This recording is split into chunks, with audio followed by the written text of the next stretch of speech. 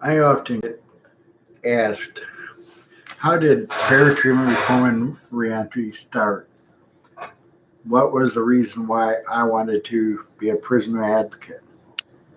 Um, and it's so many different reasons.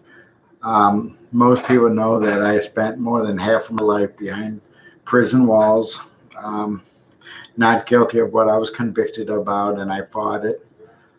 Like so many people, they'll plead guilty to crimes they did not do because they know they will not have a fair chance in court, especially if you're coming from Cuyahoga County. You just don't get a fair chance under the prosecutor at the time, Bill Mason, or Timothy McGinty, who replaced him. I'm not sure how it is now, but I'm hearing it's not much better. But I was released January 24th, 2011. They came and got me about 7:45 a.m. I had a sister coming up from Texas, and my other sister coming from Brunswick. So they were supposed to, I don't know if my younger sister picked up my older sister at the airport or what, but they did not get to the prison at Marion Correctional until a little bit after 11. So I was already nervous. I'm not used to being out there where the doors aren't locked. The CO that was in the front room there said I can go outside and sit if I would like. I did not budge because I thought that was a trick. But within a month of my release, I ended up getting elected as the president of Ohio Cure. I saved them maybe roughly a year, and I just could not pull people together to work together. It seemed like you had, too many people off in the corners wanting to argue or fight, and I was not really going to be part of that. Then I met this young, bubbly girl at a protest.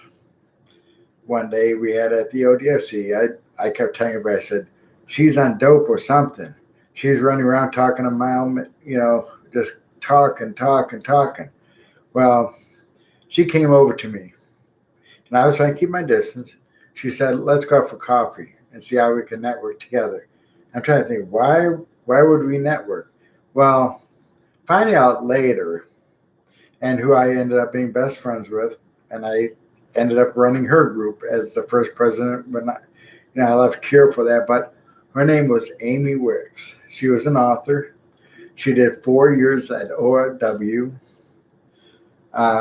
She had a big following, and she was really special to me. And we had a falling out for a few months, and then one day, Amy called me up and said, we're not mad at each other anymore, and said, I'm coming over.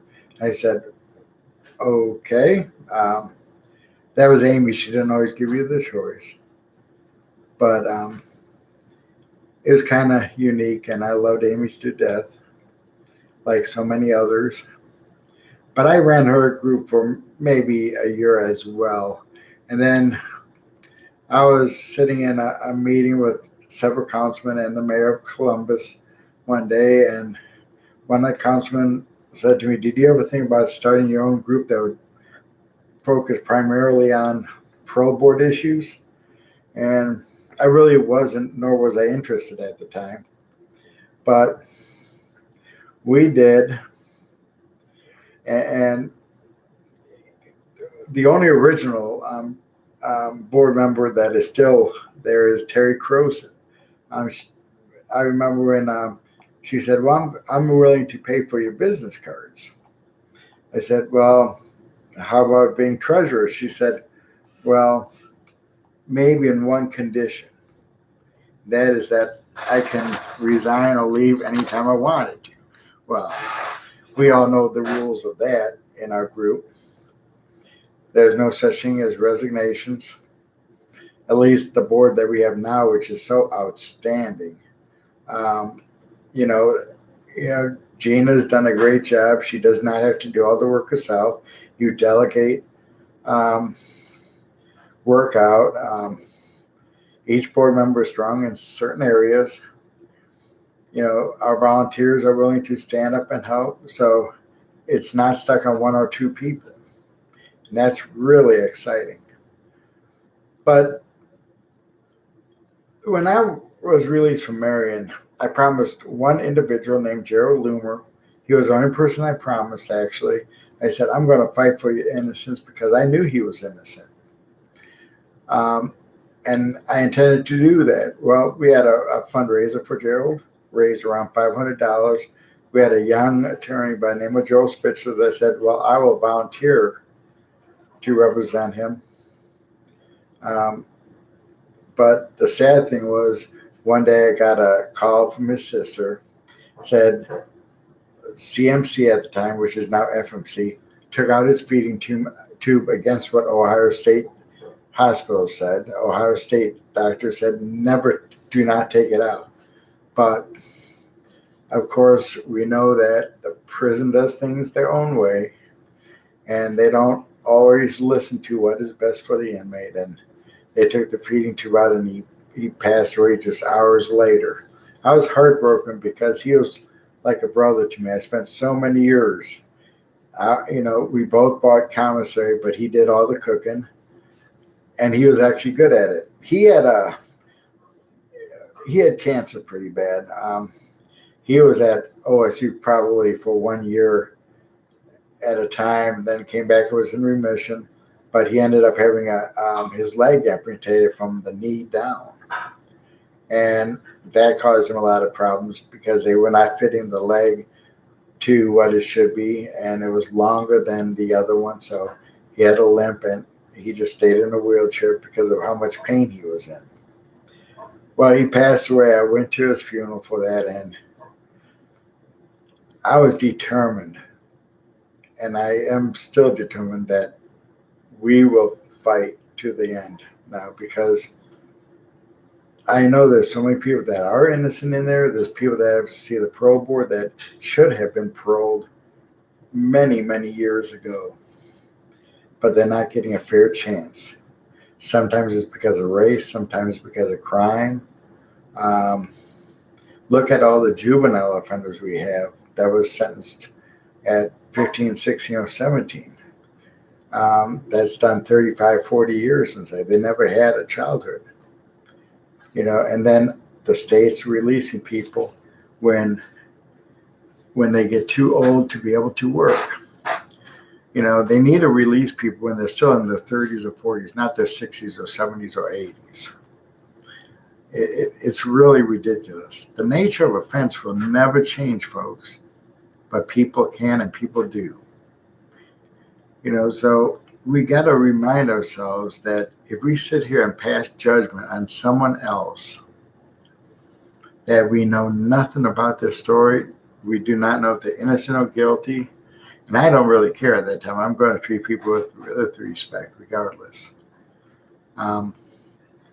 So we need to go the extra mile and help these people out so they have a chance. And that's what Fair Treatment Reform and Reentry is all about. We will never give up. We will continue to fight till we get our parole board bill passed.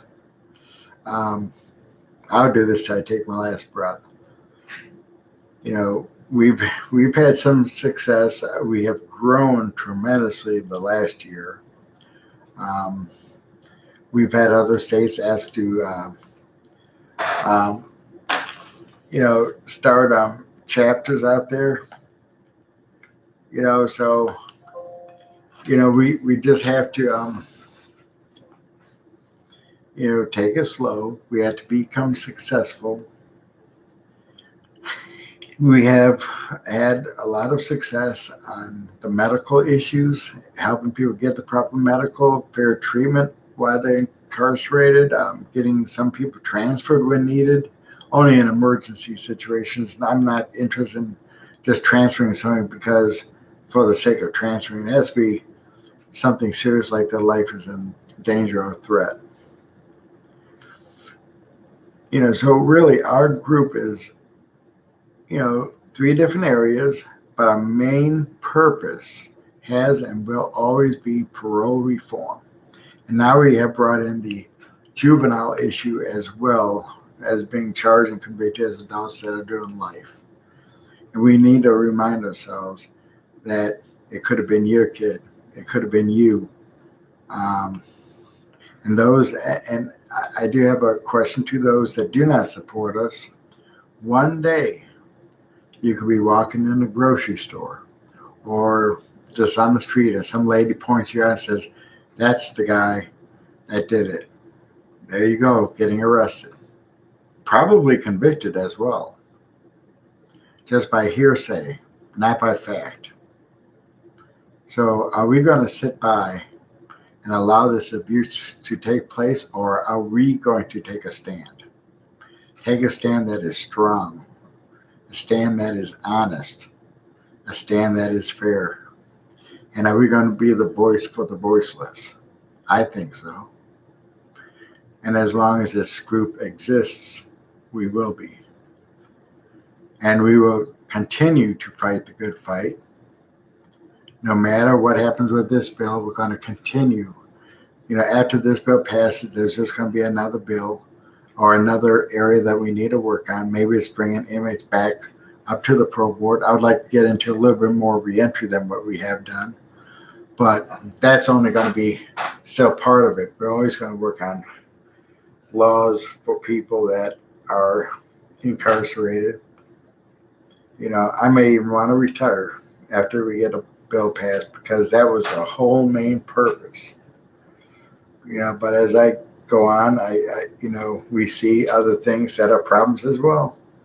And we have to just, do something about it, and we should never tolerate any type of abuse. We, the people, are pissed off. As you have read that saying, I'm sure. And what we're ticked off about is how our state, our nation can treat people. And it's not just one president. It's been the history of the United States. We're the number one country on incarceration, the number one country on executions. That didn't just happen the last 5 or 6 years. You talk about over 100 years ago, probably even longer than that. That's nothing to be proud of. Let's bring back rehabilitation to our system.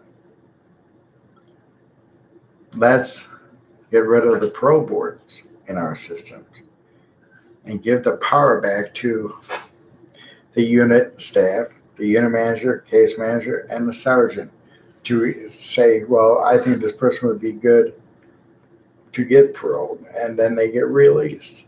And if they don't like somebody just because they don't like them, there will be an appeal process that will be fair. That will prove the inmate's case if he is in the right. That's what we need to do. Let's quit locking up juveniles. Put them in the juvenile system till they're 21. Then reevaluate them to see if they have changed. If they have mental health issues, put them in a hospital setting until they're able to function as a normal citizen would. But let's never give up on these people. And let's continue to fight the good fight. As some of you have known, we have made some changes on our board, only in one position, and that's president.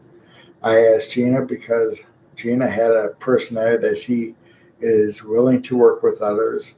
She will network with others and draw them in, as she did with Joe in Cleveland, who's our new public relations officer, which was a great choice. I think diplomatically, I think she's going to be more professional in that position. She's growing, she's learning, and she's going to be one of the best presidents we ever had because she's not afraid to take a stand. She does not care who she offends. and she's strong. So let's stand behind her and give her a chance. And let's never, never give up on anyone. So many of the men and women that have been sentenced, especially before 1996, have lost their families to death. Sometimes the family gave up on them because they should have been home years ago and they were tired of fighting, or maybe because they don't like what the individual did to get into prison. Whatever it is, we need to be the support team. Our number one goal is no new victims. So if you're able to be even a mentor for one of the men and women coming out, that would be so ideal. I've always told the men, and before you come out, work on a stay out plan, not just a get out plan, which we all were good at, but look for 5 men that can be on your plan that you can call any day or night, and for support. Women, they should do the same, but with women. And include your parents as long as they're not presently using dope or anything. So there's so many things that we are able to do. And I say this, for those that are unable to travel due to age, health, or whatever the reason may be, there's always something that you can do at home. If it's make a phone call, email, write a letter, or just pray for these people. If you're able to make a small donation of any amount, that's always a blessing, because it's getting to be very expensive to fight a battle against the system. And you can make the donation through our website at www.fairtreatmentreformandreentry.org. Remember, that's www.fairtreatmentreformandreentry.org. And our main email is fairtreatmentreform@gmail.com. Gina's is fairtreatmentreform.gina, JEANNA, @gmail.com.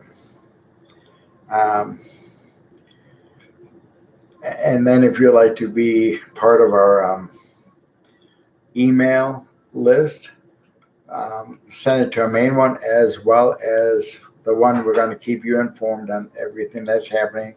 And that would be fairtreatmentreform.members@gmail.com. And we will keep you posted on our upcoming events, our bill, on new laws that may take effect. And please join us at our protest, our conference, our events. Like, we have an appreciation day coming up in Columbus on September 21st, a protest in Cleveland on September 13th in front of the Justice Center at 11 a.m. Please join us. We need people to attend to become successful. Okay, everyone. Thanks for listening. Have an awesome night.